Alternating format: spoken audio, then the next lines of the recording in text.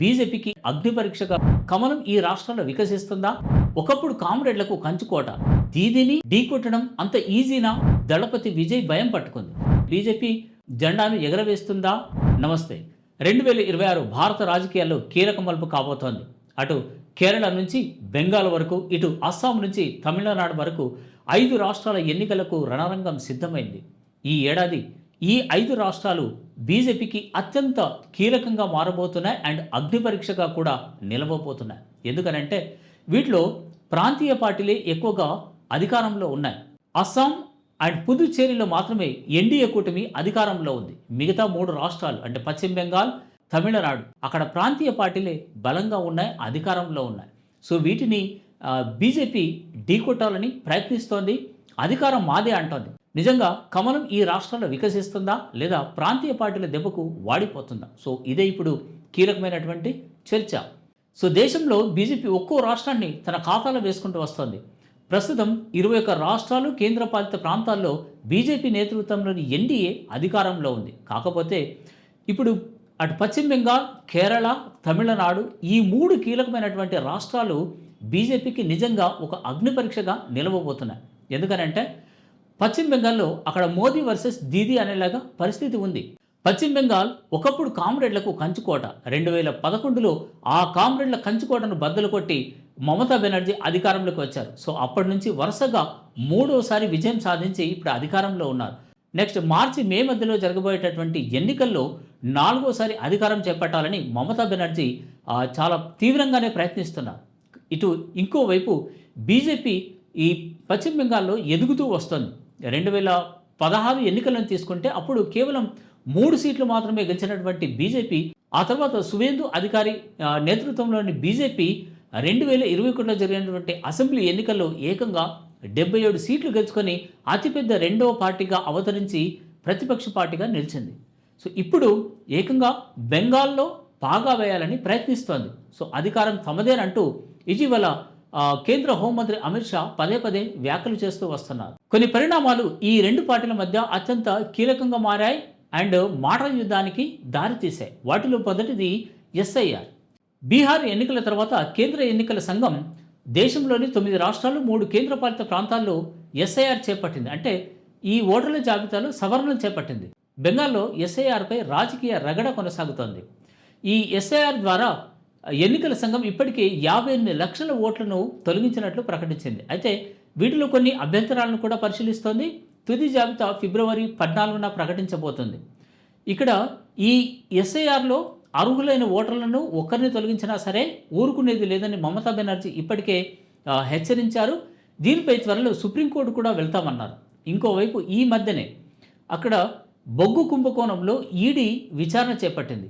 గతంలో ఈ బొగ్గు కుంభకోణంపై సిబిఐ విచారణ చేపట్టింది. ఇందులో హవాలా లావాదేవీలు, ఆర్థిక లావాదేవీలు ఉన్నాయనేటువంటి ఆరోపణలతో ఈడీ ఎంటర్ అయింది. Trinamool Congress party IT cell విభాగానికి అధిపతి అయినటువంటి ఐపాక్ కో ఫౌండర్ ప్రతీక్ జైన్ ఇంట్లో మరియు ఆఫీసులో, అటు ఢిల్లీలోనూ ఆయన కార్యాలయాల్లో ఈడీ సోదాలు చేసింది. ఈ సోదాలు చేసినప్పుడు కొన్ని ఫైళ్లు, అంటే తమ పార్టీ అభ్యర్థులకు సంబంధించినటువంటి కొన్ని ఫైళ్లు అండ్ హార్డ్ డిస్క్లు ఈడీ తీసుకెళ్ళింది అనేటటువంటి కోపంతో మమతా బెనర్జీ ప్రతీక్ జైన్ ఆఫీస్కి వెళ్ళి ఈడీ దగ్గర నుంచి ఫైల్ అండ్ కొన్ని హార్డ్ డిస్క్లను మమతా బెనర్జీ వెనక్కి తీసుకొచ్చినట్టు చెప్పారు. ఆ తర్వాత ఈ 2 అటు ఈడీకి ఇటు మమతా బెనర్జీకి మధ్య చాలా వివాదాలు ముదిరినట్టే కనిపిస్తోంది అండ్ పరస్పరం కేసులు పెట్టుకున్నారు. ఈ పరిణామాలపైన సుప్రీంకోర్టు కూడా వెళ్ళారు. అటు తమ విధులకు మమతా బెనర్జీ అడ్డుపడ్డారు అంటూ ఈడీ సుప్రీంకోర్టుకు వెళ్ళింది. ఇక్కడ మమతా బెనర్జీ ప్రభుత్వం సుప్రీంకోర్టులో కేవియట్ దాఖలు చేసింది. ఈ పరిణామాలన్నింటితో పశ్చిమ బెంగాల్ రాజకీయాలు అనేవి సెగలు కక్కుతున్నాయి. సో అయినప్పటికీ ఈసారి విజయం తమదే అంటోంది బీజేపీ. మరి దీదిని ఢీకొట్టడం అంత ఈజీనా అనేటటువంటి చర్చ కూడా జరుగుతోంది. ఇప్పటికే మమతా బెనర్జీ బెంగాల్లో 15 ఏళ్లుగా అధికారంలో ఉన్నారు. సో ప్రభుత్వ వ్యతిరేకత తమకు కలిసి వస్తుందనేటటువంటిది బీజేపీ భావన. ఇంకోవైపు మమతా బెనర్జీ ఒంటరిగానే పోటీ చేస్తామని ప్రకటించారు. అటు కాంగ్రెస్తో పొత్తు ఉండదు, మిగతా ఏ పార్టీతోనూ పొత్తు ఉండదు, ఒంటరిగానే పోటీ చేస్తాం అని ప్రకటించడం ఇటు బీజేపీలో ఆశలు రేకెత్తిస్తుంది. ఎందుకంటే అటు ప్రభుత్వ వ్యతిరేకత, ఇటు ఒంటరి పోరు, ఈ 2 తమకు అనుకూలంగా మారుతాయి అనేటటువంటిది బీజేపీ వాదన. సో ఇంకోవైపు సిఏఏ అమలు చేయడం, అటు ఆ సరిహద్దు వివాదాన్ని ఆ, తెరపైకి తేవడం, అటు మమతా బెనర్జీ బంగ్లాదేశ్ నుంచి వచ్చేటటువంటి అక్రమ వలసదారులకు అండగా నిలుస్తున్నారు అనేటటువంటి ఆరోపణలు పదే పదే చేస్తూ వస్తోంది బీజేపీ. ఈ పరిణామాలన్నీ తమకు అనుకూలంగా మలుచుకొని అక్కడ అధికారంలోకి రావాలనే ఉద్దేశంతో ప్రయత్నిస్తోంది. ఇప్పటికే ప్రచారం చేపట్టింది. మరి బీజేపీకి ఈ పరిణామాలని ఎంతవరకు కలిసి వస్తాయనేది చూడాలి. ఇక బీజేపీ అటు తమిళనాడు పైన ఫోకస్ పెట్టింది. తమిళనాడులోనూ విజయం తమదే అంటోంది. కాకపోతే అక్కడ ప్రాంతీయవాదం చాలా బలంగా ఉంది. ఇదే ఇటు కాంగ్రెస్ పార్టీకి కానీ అటు బీజేపీకి కానీ పెద్ద సమస్యగా మారింది. అక్కడ ద్రవిడ పార్టీలు మాత్రమే ఈ అధికారం చేపడుతూ వస్తున్నాయి. అయితే అన్నాడీఎంకే లేదంటే డిఎంకే, ప్రస్తుతం స్టాలిన్ నేతృత్వంలోని డిఎంకే అధికారంలో ఉంది. సో గత ఎన్నికల్లో బీజేపీ అన్నాడీఎంకే కలిసి పోటీ చేశాయి. అప్పుడు ఈ రెండు పార్టీలు కలిసి 70 స్థానాలను గెలుచుకున్నాయి.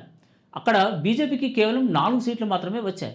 అయితే ఆ తర్వాత ఈ రెండు పార్టీల మధ్య విభేదాలు వచ్చి ఎన్డీఏ నుంచి విడిపోయాయి. కానీ గత ఏడాది మళ్ళీ అటు బీజేపీ ఇటు అన్నాడీఎంకే రెండు పార్టీలు కలిశాయి, అంటే పొత్తు పెట్టుకున్నాయి. ప్రస్తుతం ఇక్కడ పోటీ ఎలా ఉంది అని అంటే, ఒకవైపు స్టాలిన్ నేతృత్వంలోని డిఎంకే కూటమి, ఇందులో కాంగ్రెస్ కూడా ఉంది, మరికొన్ని పార్టీలు ఉన్నాయి. ఇంకోవైపు ఎన్డీఏ కూటమి, అంటే బీజేపీ అన్నాడీఎంకే పార్టీ కలిసి ఏర్పడినటువంటి కూటమి. ఇందులో ఇటీవలే పీఎంకే పార్టీ కూడా చేరింది. అన్బుమణి రామదాస్ నేతృత్వంలోని ఈ పీఎంకే పార్టీ అన్నాడీఎంకే లేదా అదే ఎన్డీఏ కూటమిలో చేరింది. ఇప్పుడు ఈ రెండు కూటములకు సవాల్ విసురుతున్నారు విజయ్. టీవీకే పార్టీ స్థాపించినప్పటి నుంచి ఈ రెండు కూటములకు దళపతి విజయ్ భయం పట్టుకుంది. సో ఎందుకంటే ఎవరి ఓటు చీలుస్తారు, ఏ పార్టీకి నష్టం కలిగిస్తారు అనేటటువంటి ఒక ఆందోళన అయితే వ్యక్తమవుతోంది. అయితే ఈ టీవీకేతో పొత్తు పెట్టుకోవాలని ఇటు బీజేపీ తాజాగా ప్రయత్నిస్తూనే ఉంది. ఎందుకనంటే విజయ్ గేమ్ చేంజర్గా మారబోతున్నారు. సో ఒంటరిగా పోటీ చేస్తామని విజయ్ ప్రకటించినప్పటికీ అటు డిఎంకేకు ఇటు బీజేపీకి దూరం అంటూ విజయ్ ప్రకటించినప్పటికీ, సో విజయ్ ఆ తర్వాత కరూర్లో జరిగినటువంటి దుర్ఘటన ఆ పార్టీకి కొంత మైనస్గా మారింది. అదే ఇప్పుడు పొత్తు వైపు చూస్తున్నారు అనేటటువంటి ఒక టాక్ అయితే వినిపిస్తోంది. మరి నిజంగా ఇటు ఎన్డీఏలో కలుస్తారా, లేదంటే అటు కాంగ్రెస్ మరో ప్రయత్నం చేస్తున్నట్టు తెలుస్తుంది. ఏంటంటే డిఎంకే పార్టీతో ఉన్నటువంటి కూటమిలో కాంగ్రెస్ పార్టీ ఉన్నప్పటికీ ప్రభుత్వంలో ఆ పార్టీకి పదవులు అనేవి లేవు. ఇదే కాంగ్రెస్ పార్టీ నాయకులు కార్యకర్తల్లో అసంతృప్తికి దారితీస్తుంది. అందుకే డిఎంకేను కాదని ఇటు టీవీకే అంటే విజయ్తో జట్టు కట్టడం వల్ల తమ పార్టీకి కలిసి వస్తుందని కాంగ్రెస్ పార్టీ నేతలు భావిస్తున్నట్లు, ఆ దిశగా ప్రయత్నాలు చేస్తున్నట్టు ప్రచారం అయితే జరుగుతుంది. మరి ఇందులో ఏది నిజం, ఎవరు ఎంతవరకు సక్సెస్ అవుతారనేది చూడాలి. సో మొత్తానికి తమిళనాడు రాజకీయాలు బీజేపీకి అంత ఈజీగా అయితే ఏమీ కావు. అయితే తమిళనాడులో ఈ అన్నాడీఎంకేతో పొత్తు కట్టి కూటమిగా ఏర్పడడం వల్ల బీజేపీ అక్కడ అధికారంపై ఎన్నో ఆశలు పెట్టుకుంది. ఈసారి డిఎంకే పార్టీ పైన వ్యతిరేకత ఉంది, అది తమకు కలిసి వస్తుంది అనేటటువంటిది ఈ ఎన్డీఏ నేతల భావన. మరి అది ఎంతవరకు కలిసి వస్తుంది, ఈ పార్టీలకు ప్లస్ అవుతుందా లేదా, అటు టీవీకే పార్టీ ఎవరిని దెబ్బకొట్టబోతుంది అనేది కీలకంగా మారింది. అటు కేరళలో బలపడాలని బీజేపీ ప్రయత్నిస్తూనే ఉంది. 2016లో జరిగిన అసెంబ్లీ ఎన్నికల్లో ఒక ఎమ్మెల్యే సీటు గెలుచుకుంది. కానీ 2021 అసెంబ్లీ ఎన్నికల్లో ఆ పార్టీ గెలవలేకపోయింది. అయితే 2024లో జరిగినటువంటి లోక్సభ ఎన్నికల్లో అక్కడ సురేష్ గోపి బీజేపీ నుంచి గెలిచి ఆ పార్టీపై అంచనాలు పెంచారు. గత ఏడాది చివరిలో జరిగినటువంటి అక్కడ స్థానిక సంస్థల ఎన్నికల్లో బీజేపీ 3వ స్థానంలో నిలబడింది. అంటే అక్కడ ప్రధానంగా ఈ కాంగ్రెస్ పార్టీ నేతృత్వంలోని యూడీఎఫ్ కూటమి మంచి ఫలితాలు సాధించింది. ఆ తర్వాత ఎల్డీఎఫ్, ప్రస్తుతం అధికారంలో ఉన్నటువంటి పినరై విజయ్ నేతృత్వంలోని ఎల్డీఎఫ్ కూటమి అనేది 2వ స్థానానికి పడిపోయింది. ఇక బీజేపీ 3వ స్థానంలో నిలిచింది. గ్రామ పంచాయతీ ఎన్నికలు కావచ్చు, ఇటు మున్సిపల్ కార్పొరేషన్లు కావచ్చు, అటు మున్సిపాలిటీల్లో కావచ్చు. మొత్తం 6 మున్సిపల్ కార్పొరేషన్లు ఉంటే అందులో కాంగ్రెస్ నేతృత్వంలోని యూడీఎఫ్ కూటమి ఏకంగా 4 కార్పొరేషన్లు గెలుచుకుంది. అయితే అధికార ఎల్డీఎఫ్ కూటమి మాత్రం కేవలం 1 స్థానానికే పరిమితమైంది. ఇటు బీజేపీ కీలకమైనటువంటి తిరువనంతపురంలో పాగా వేసి అక్కడ ఈ చరిత్రాత్మకమైనటువంటి విజయాన్ని సాధించింది. సో అదే ఇప్పుడు బీజేపీలో బాగా కాన్ఫిడెన్స్ పెంచింది.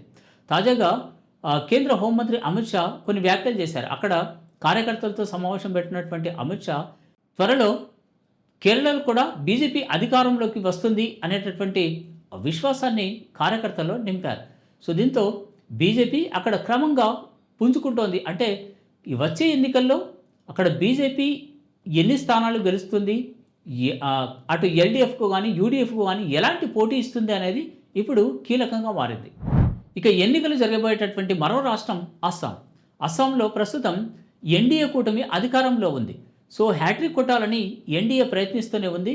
సో ఇక్కడ మిగతా కాంగ్రెస్ పార్టీ, మిగతా పార్టీలు ఇక్కడ బలపడాలి, అధికారం దక్కించుకోవాలని ప్రయత్నిస్తూ ఉన్నాయి. మరి బీజేపీ మళ్ళీ ఇక్కడ జెండాను ఎగరవేస్తుందా లేదా అనేది చూడాలి.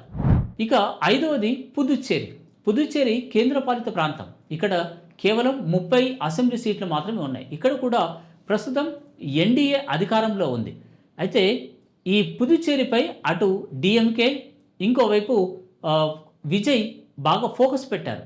అయితే పుదుచ్చేరిలో మళ్ళీ అధికారంలోకి రావాలని అటు ఎన్డీఏ కూటమి ప్రయత్నిస్తూనే ఉంది. మరి ఈ బీజేపీ ప్రయత్నాలు ఎంతవరకు ఫలిస్తాయనేది చూడాలి. మొత్తానికి 2026లో జరిగేటటువంటి 4 రాష్ట్రాల అసెంబ్లీ ఎన్నికలు అండ్ ఒక కేంద్రపాలిత ప్రాంతం అసెంబ్లీ ఎన్నికలు ఇవి బీజేపీకి ఒక అగ్ని పరీక్షగా మారబోతున్నాయి. ఎందుకనంటే ఇక్కడ పశ్చిమ బెంగాల్, కేరళ, తమిళనాడులో ప్రాంతీయ పార్టీలు బలంగా ఉన్నాయి. ఈ పార్టీలను ఢీకొట్టి బీజేపీ అధికారంలోకి వస్తుందా, అంటే బీజేపీ నేతృత్వంలోని కూటమి అధికారంలోకి వస్తుందా లేదా అనేది మే నెలలో తేలనుంది. సో అప్పటి వరకు వేచి చూడక తప్పదు. మరి మీరేమనుకుంటున్నారు? ఏ పార్టీ అధికారంలోకి వస్తుంది, అంటే బీజేపీ ఈ ప్రాంతీయ పార్టీలను బలంగా ఢీకొట్టగలుగుతుందా లేదా? మీ అభిప్రాయాలను కామెంట్ల రూపంలో తెలియజేయండి. నమస్తే.